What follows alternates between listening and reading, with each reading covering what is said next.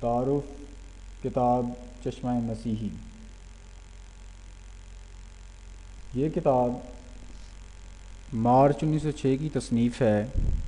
حضور علیہ الصلاۃ والسلام نے بانس بریلی کے ایک مسلمان کی ترغیب پر عیسائیوں کی مشہور کتاب یا نبی الاسلام کا جواب تحریر فرمایا ہے۔ یا نبی الاسلام کے مصنف نے یہ ثابت کرنے کی کوشش کی ہے کہ قرآن کریم میں کوئی نئی تعلیم نہیں، بلکہ آن حضرت صلی اللہ علیہ وسلم نے نعوذ باللہ گزشتہ انبیاء کی کتب مقدسہ سے سرقہ کر کے قرآن شریف کو مرتب کیا ہے۔ حضور علیہ السلام نے جواباً اس میں یہودی علماء کے حوالوں سے یہ ثابت فرمایا ہے کہ انجیل لفظاً بلفظ تالمود سے نقل ہے۔ ایک ہندو نے یہ ثابت کیا ہے کہ انجیل بدھ کی تعلیم کا سرقہ ہے، اور خود یورپ کے عیسائی محققین نے لکھا ہے کہ انجیل کی بہت سی عبارتیں اور تمثیلیں یوزیاسف کے صحیفہ سے ملتی ہیں، تو کیا اب مسیح کی تعلیمات کو بھی مسروقہ ہی قرار دے دیا جائے؟ حضور علیہ السلام نے لکھا ہے کہ اصل بات یہ ہے کہ قرآن کریم کا اگر کوئی حصہ قدیم نوشتوں سے ملتا ہے تو یہ وحی الہی میں توارد ہے، ورنہ حضرت صلی اللہ علیہ وسلم تو محض امی تھے اور عربی بھی نہیں پڑھ سکتے تھے، چہ جائے کہ یونانی یا عبرانی۔ قرآن کریم ایک زندہ معجزہ ہونے کا دعویٰ کرتا ہے، اور اس میں جو گزشتہ خبریں اور قصے ہیں وہ بھی اپنے اندر پیشگوئیوں کا رنگ رکھتے ہیں، اور پھر اس کی فصاحت و بلاغت بھی ایسا معجزہ ہے کہ آج تک کوئی اس کی نظیر پیش نہیں کر سکا۔ اس کے بعد حضور علیہ السلام نے موجودہ عیسائیت کے عقائد تثلیث، الوہیت مسیح اور کفارہ وغیرہ کا رد پیش کیا ہے، اور اسلام اور عیسائیت کی تعلیمات دربارہ عفو و انتقام کا موازنہ پیش فرمایا ہے۔ چشمہ مسیحی کے خاتمے کے طور پر ایک رسالہ نجات حقیقی کے نام سے شامل ہے، جس میں حضور علیہ السلام نے یہ ثابت فرمایا ہے کہ عیسائیوں کے نزدیک نجات کے معنی یہ ہیں کہ انسان گناہ کے مواخذے سے رہائی پا جائے۔ یہ محدود اور منفی معنی ہیں۔ دراصل نجات اس دائمی خوشحالی کے حصول کا نام ہے جو خدا تعالیٰ کی محبت اور معرفت اور تعلق سے حاصل ہوتی ہے۔ معرفت کی بنیاد اس امر پر ہے کہ خدا تعالیٰ کی ذات اور صفات کا صحیح علم ہو۔ عیسائیت کے عقائد تثلیث اور الوہیت مسیح معرفت حقیقی کے خلاف ہیں۔ حضور علیہ السلام نے ثابت فرمایا ہے کہ عیسائیت کے موجودہ عقائد کا خدا کے نبی عیسیٰ بن مریم علیہ السلام سے کوئی تعلق نہیں، یہ سب پولوس کی ذہنی تخلیق ہیں۔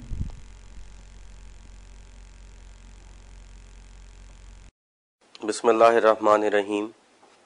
کتاب چشمہ مسیحی،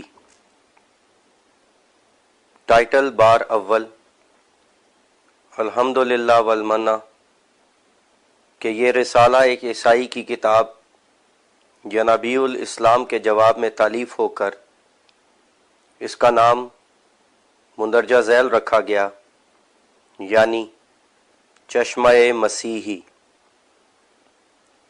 اور یہ مطبع میگزین قادیان میں با اہتمام چودھری الہداد صاحب 9 مارچ 1906 کو طبع ہو کر شائع ہوا۔ تعداد جلد 1000۔ بسم اللہ الرحمن الرحیم، نحمدہ ونصلی علی رسولہ الکریم۔ اشتہار واجب الاظہار از طرف این خاکسار، دربارہ پیش گوئی زلزلہ۔ دوستو جاگو کہ اب پھر زلزلہ آنے کو ہے، پھر خدا قدرت کو اپنی جلد دکھلانے کو ہے۔ وہ جو ماہ فروری میں تم نے دیکھا زلزلہ، تم یقین سمجھو کہ وہ ایک زجر سمجھانے کو ہے۔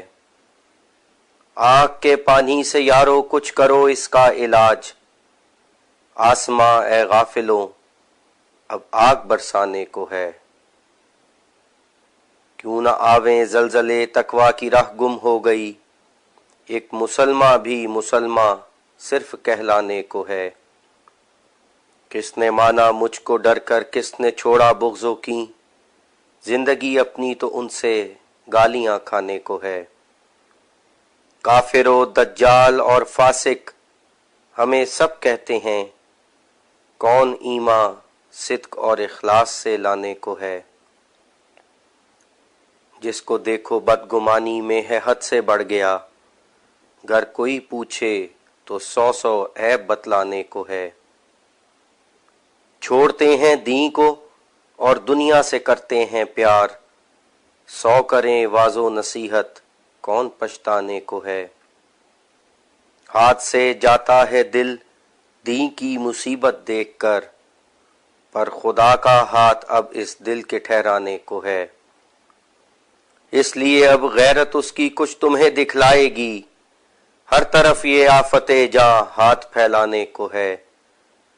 موت کی راہ سے ملے گی اب تو دین کو کچھ مدد، ورنہ دین اے دوستو ایک روز مر جانے کو ہے۔ یا تو ایک عالم تھا قرباں اس پہ، یا آئے یہ دن ایک عبد العبد بھی اس دین کو جھٹلانے کو ہے۔ المشتہر مرزا غلام احمد قادیانی، مسیح موعود، 9 مارچ 1906۔ بسم اللہ الرحمن الرحیم۔ نحمدہ ونصلی علی رسولہ الکریم۔ چشمہ مسیحی۔ حاشیہ: اس نام کے یہ معنی نہیں ہیں کہ مسیح کا یہ چشمہ ہے، کیونکہ مسیح کی تعلیم جو دنیا سے گم ہو گئی، جو موعودہ عقائد نہیں سکھلاتی تھی، بلکہ یہ مسیحی لوگوں کی خود ایجاد تعلیم ہے، اس لیے اس کا نام چشمہ مسیحی رکھا گیا۔ حاشیہ ختم۔ وہ کتاب جس کا میں نے عنوان میں چشمہ مسیحی نام رکھا ہے، در حقیقت وہ یہی کتاب ہے جس کو ہم ذیل میں لکھیں گے۔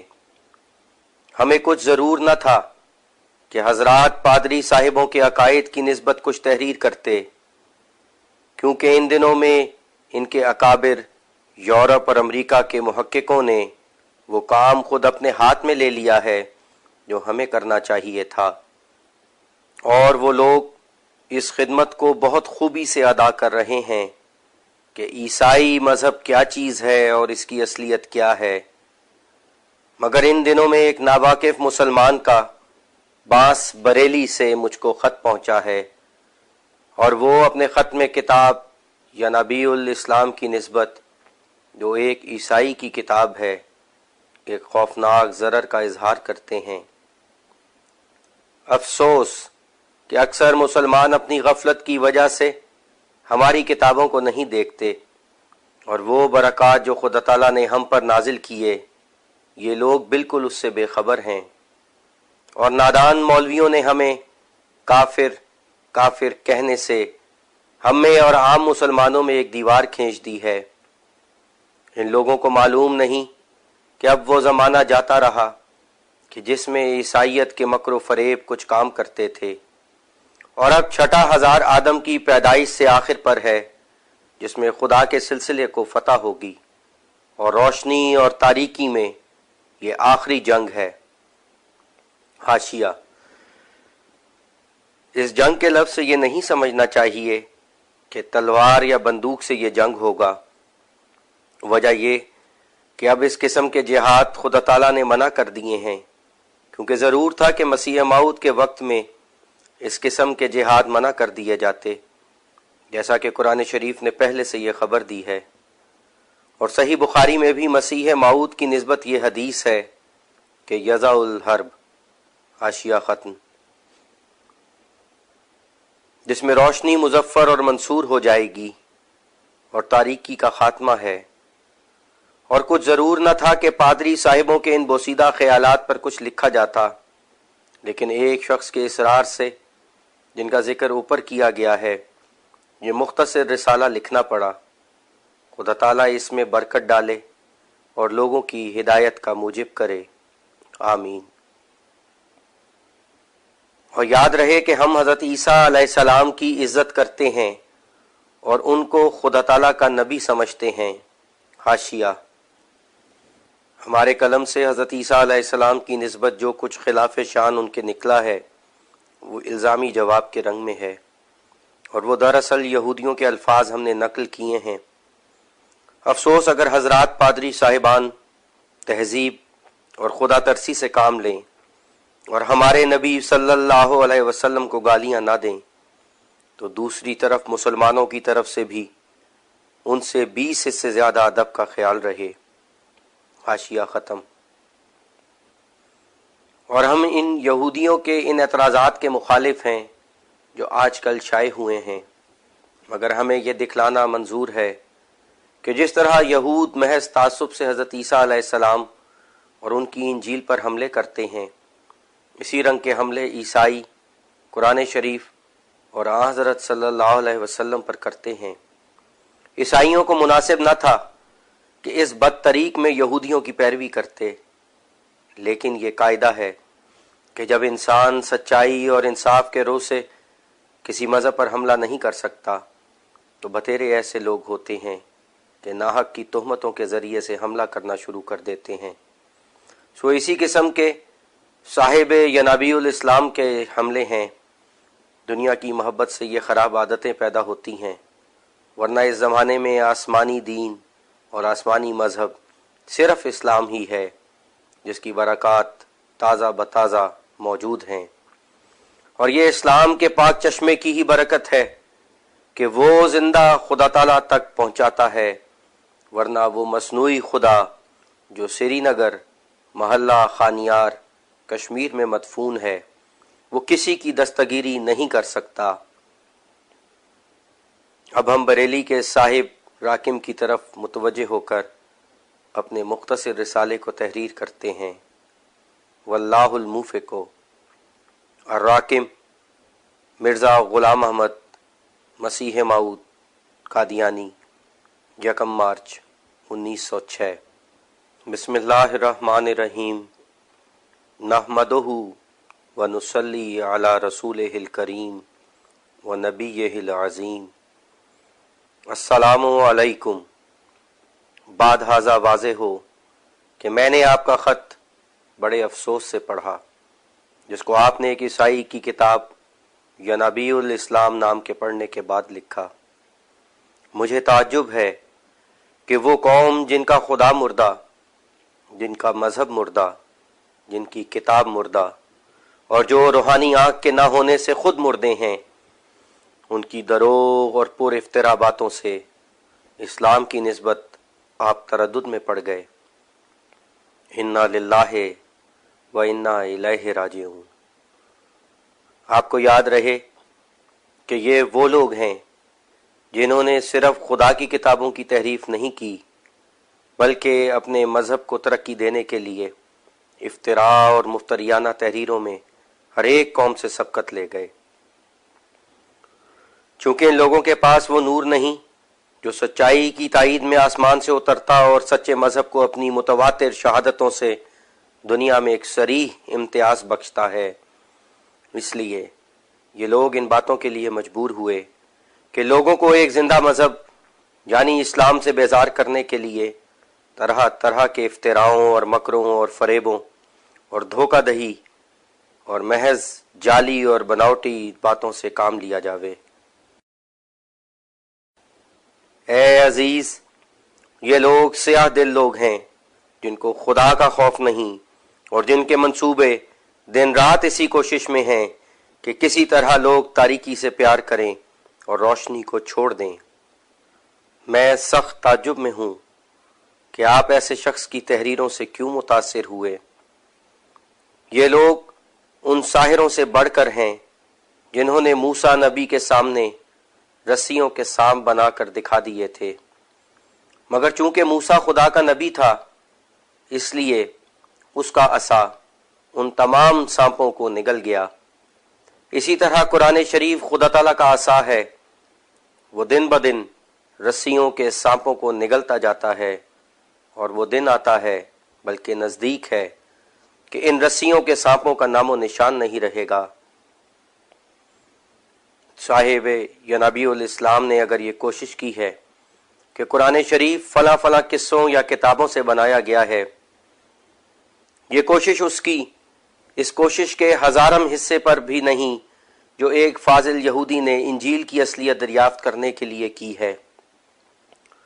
اس فاضل نے اپنے خیال میں اس بات کو ثابت کر دیا ہے کہ انجیل کی اخلاقی تعلیم یہودیوں کی کتاب تالمود اور بعض اور چند بنی اسرائیل کی کتابوں سے لی گئی ہے، اور یہ چوری اس قدر صریح طور پر عمل میں آئی ہے کہ عبارتوں کی عبارتیں بعینہ ہی نقل کر دی گئی ہیں، اور اس فاضل نے دکھلا دیا ہے کہ در حقیقت انجیل مجموعہ مال مسروقہ ہے۔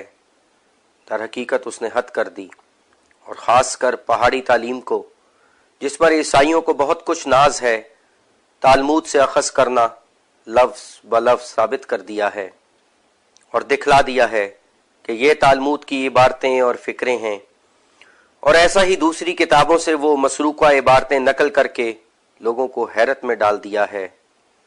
چنانچہ خود یورپ کے محقق بھی اس طرف دلچسپی سے متوجہ ہو گئے ہیں، اور ان دنوں میں نے ایک ہندو کا رسالہ دیکھا ہے جس نے یہ کوشش کی ہے کہ انجیل بدھ کی تعلیم کا سرکہ ہے، اور بدھ کی اخلاقی تعلیم کو پیش کر کے اس کا ثبوت دینا چاہا ہے۔ اور عجیب تر یہ کہ بدھ لوگوں میں وہی قصہ شیطان کا مشہور ہے جو اس کو آزمانے کے لیے کئی جگہ لیے پھرا۔ بس ہر ایک کو یہ خیال دل میں لانے کا حق ہے کہ تھوڑے سے تغیر سے وہی قصہ انجیل میں بھی بطور سرکہ داخل کر دیا گیا ہے۔ یہ بات بھی ثابت شدہ ہے کہ ضرور حضرت عیسیٰ علیہ السلام ہندوستان میں آئے تھے، اور حضرت عیسیٰ علیہ السلام کی قبر سری نگر کشمیر میں موجود ہے، جس کو ہم نے دلائل سے ثابت کیا ہے۔ اس صورت میں ایسے معترضین کو اور بھی حق پیدا ہوتا ہے کہ وہ ایسا خیال کریں کہ اناجیل موجودہ دراصل بدھ مذہب کا ایک خاکہ ہے۔ یہ شہادتیں اس قدر گزر چکی ہیں کہ اب مخفی نہیں ہو سکتی۔ ایک اور امر تعجب انگیز ہے کہ یوز آصف کی قدیم کتاب، جس کی نسبت اکثر محقق انگریزوں کے بھی یہ خیالات ہیں کہ وہ حضرت عیسیٰ علیہ السلام کی پیدائش سے بھی پہلے شائع ہو چکی ہے، جس کے ترجمے تمام ممالک یورپ میں ہو چکے ہیں، انجیل کو اس کے اکثر مقامات سے ایسا توارد ہے کہ بہت سی عبارتیں باہم ملتی ہیں، اور جو انجیلوں میں بعض مثالیں موجود ہیں وہی مثالیں انہی الفاظ کے ساتھ اس کتاب میں بھی موجود ہیں۔ اگر ایک شخص ایسا جاہل ہو کہ گویا اندھا ہو، وہ بھی اس کتاب کو دیکھ کر یقین کرے گا کہ انجیل اس میں سے چرائی گئی ہے۔ بعض لوگوں کی یہ رائے ہے کہ یہ کتاب گوتم بدھ کی ہے، اور اول سنسکرت میں تھی اور پھر دوسری زبانوں میں ترجمے ہوئے۔ چنانچہ بعض محقق انگریز بھی اس بات کے قائل ہیں، مگر اس بات کے ماننے سے انجیل کا کچھ باقی نہیں رہتا، اور نعوذ باللہ حضرت عیسیٰ اپنی تمام تعلیم میں چور ثابت ہوتے ہیں۔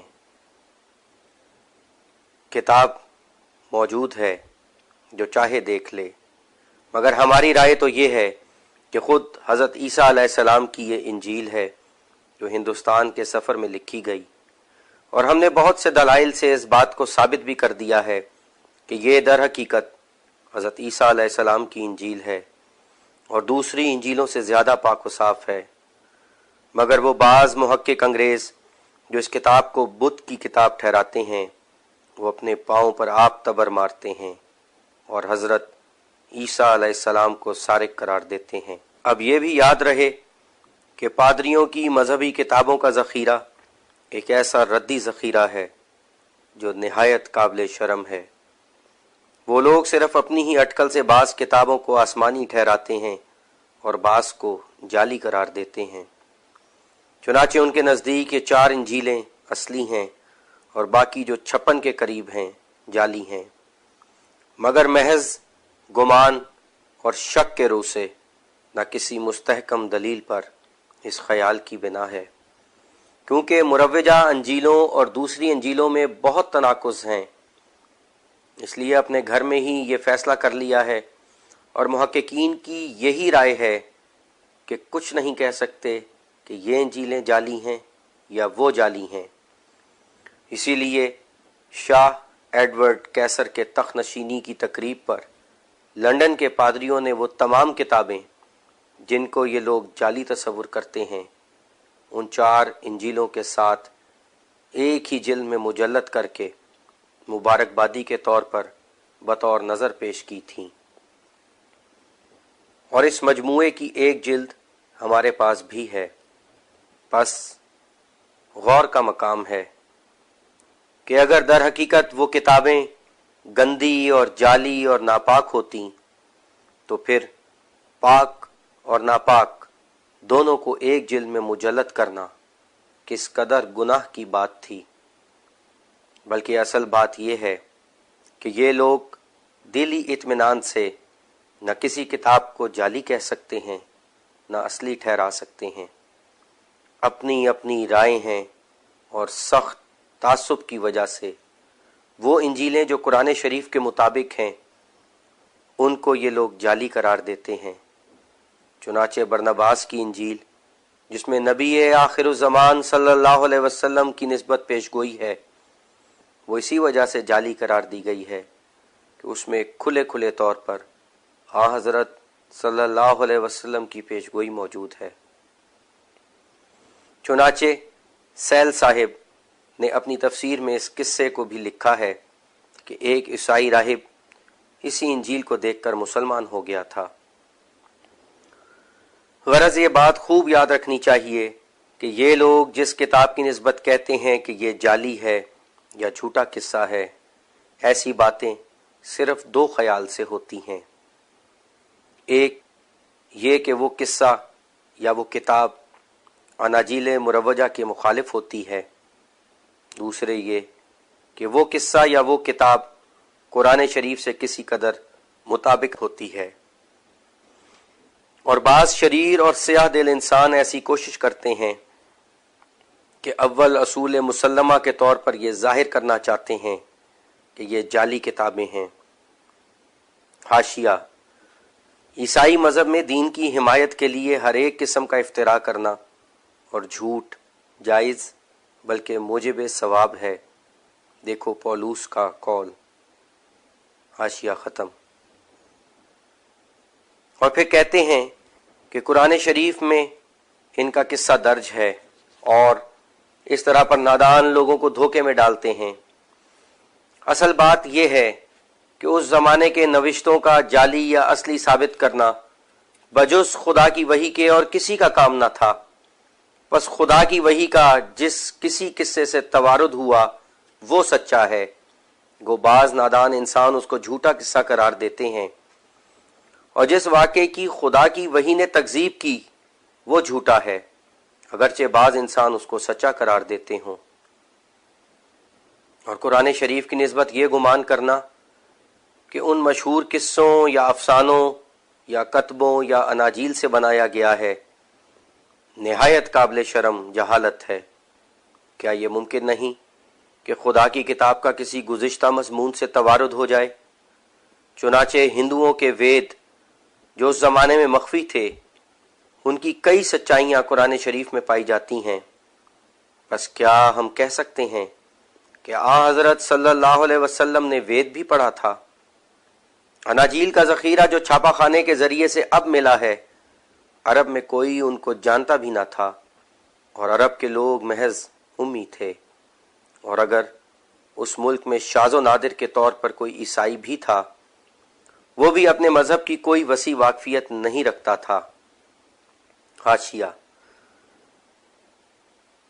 پادری فنڈل صاحب نے اپنی کتاب میزان الحق میں اس بات کو قبول کر لیا ہے کہ عرب کے عیسائی بھی وحشیوں کی طرح تھے اور بے خبر تھے۔ حاشیہ ختم۔ تو پھر یہ الزام کہ گویا حضرت صلی اللہ علیہ وسلم نے سرقہ کے طور پر ان کتابوں سے وہ مضمون لیے تھے ایک لعنتی خیال ہے۔ حضرت صلی اللہ علیہ وسلم محض امی تھے، آپ عربی بھی نہیں پڑھ سکتے تھے، چہ جائے کہ یونانی یا عبرانی۔ یہ بارے ثبوت ہمارے مخالفوں کے ذمے ہے کہ اس زمانے کی کوئی پرانی کتاب پیش کریں جس سے مطالب اخذ کیے گئے۔ اگر فرض محال کے طور پر قرآن شریف میں سرقہ کے ذریعے سے کوئی مضمون ہوتا تو عرب کے عیسائی لوگ جو اسلام کے سخت دشمن تھے فی الفور شور مچاتے کہ ہم سے سن کر ایسا مضمون لکھا ہے۔ یاد رہے کہ دنیا میں صرف قرآن شریف ہی ایک ایسی کتاب ہے جس کی طرف سے معجزہ ہونے کا دعویٰ پیش ہوا۔ حاشیہ: قرآن شریف نے تو اپنی نسبت معجزہ اور بے مثل ہونے کا دعویٰ کر کے اپنی بریت اس طرح ثابت کر دی کہ بلند آواز سے کہہ دیا کہ اگر کوئی اس کو انسانی کلام سمجھتا ہے تو وہ جواب دے، لیکن تمام مخالف خاموش رہے۔ مگر انجیل کو تو اسی زمانے میں یہودیوں نے مسروقہ قرار دیا تھا، اور نہ انجیل نے دعویٰ کیا کہ انسان ایسی انجیل بنانے پر قادر نہیں۔ پس مسروقہ ہونے کے شکوک انجیل پر عائد ہو سکتے ہیں، نہ قرآن شریف پر، کیونکہ قرآن کا تو دعویٰ ہے کہ انسان ایسا قرآن بنانے پر قادر نہیں، اور تمام مخالفین نے چپ رہ کر اس دعویٰ کا سچا ہونا ثابت کر دیا۔ حاشیہ ختم۔ اور بڑے زور سے یہ دعویٰ کیا گیا کہ اس کی خبریں اور اس کے قصے سب غیب گوئی ہیں، اور آئندہ کی خبریں بھی قیامت تک اس میں درج ہیں، اور وہ اپنی فصاحت و بلاغت کے روز سے بھی معجزہ ہے۔ پس عیسائیوں کے لیے اس وقت یہ بات نہایت سہل تھی کہ وہ بعض قصے نکال کر پیش کرتے کہ ان کتابوں سے قرآن شریف نے چوری کی ہے۔ اس صورت میں اسلام کا تمام کاروبار سرد ہو جاتا۔ مگر اب تو بعد از مرگ واویلا ہے، عقل ہرگز قبول نہیں کر سکتی کہ اگر عرب کے عیسائیوں کے پاس در حقیقت ایسی کتابیں موجود تھیں جن کی نسبت گمان ہو سکتا تھا کہ ان کتابوں سے قرآن شریف نے قصے لیے ہیں، خواہ وہ کتابیں اصلی تھیں یا فرضی تھیں، تو عیسائی اس پردہ داری سے چپ رہتے۔ بس بلا شبہ قرآن شریف کا سارا مضمون وحی الہی سے ہے، اور وہ وحی ایسا عظیم الشان معجزہ تھا کہ اس کی نظیر کوئی شخص پیش نہ کر سکا۔ اور سوچنے کا مقام ہے کہ جو شخص دوسری کتابوں کا چور ہو اور خود مضمون بناوے اور جانتا ہو کہ فلاں فلاں کتاب سے میں نے یہ مضمون لیا ہے اور غیب کی باتیں نہیں ہیں، اس کو کب جرأت اور حوصلہ ہو سکتا ہے کہ تمام جہان کو مقابلہ کے لیے بلاوے اور پھر کوئی بھی مقابلہ نہ کرے اور کوئی اس کی پردہ دری پر قادر نہ ہو؟ اصل بات یہ ہے کہ عیسائی قرآن شریف پر بہت ہی ناراض ہیں، اور ناراض ہونے کی وجہ یہی ہے کہ قرآن شریف نے تمام پروبال عیسائی مذہب کے توڑ دیے ہیں۔ ایک انسان کا خدا بننا باطل کر کے دکھلا دیا، صلیبی عقیدے کو پاش پاش کر دیا، اور انجیل کی وہ تعلیم جس پر عیسائیوں کو ناز تھا نہایت درجہ ناقص اور نکما ہونا اس کا بپایہ ثبوت پہنچا دیا۔ تو پھر عیسائیوں کا جوش ضرور نفسانیت کی وجہ سے ہونا چاہیے تھا، بس جو کچھ وہ افتراء کریں تھوڑا ہے۔ جو شخص مسلمان ہو کر پھر عیسائی بننا چاہے اس کی ایسی ہی مثال ہے جیسے کوئی ماں کے پیٹ سے پیدا ہو کر اور بالغ ہو کر پھر یہ چاہے کہ ماں کے پیٹ میں داخل ہو جائے اور وہی نطفہ بن جائے جو پہلے تھا۔ مجھے تعجب ہے کہ عیسائیوں کو کس بات پر ناز ہے۔ اگر ان کا خدا ہے تو وہ وہی ہے جو مدت ہوئی کہ مر گیا اور سری نگر محلہ خانیار کشمیر میں اس کی قبر ہے، اور اگر اس کے معجزات ہیں تو وہ دوسرے نبیوں سے بڑھ کر نہیں ہیں، بلکہ الیاس نبی کے معجزات اس سے بہت زیادہ ہیں، اور بموجب بیان یہودیوں کے اس سے کوئی معجزہ نہیں ہوا، محض فریب اور مکر تھا۔ حاشیہ: یہودیوں کے اس بیان کی خود حضرت مسیح کے قول میں تائید پائی جاتی ہے، کیونکہ حضرت مسیح انجیل میں فرماتے ہیں کہ اس زمانے کے حرام کار مجھ سے نشان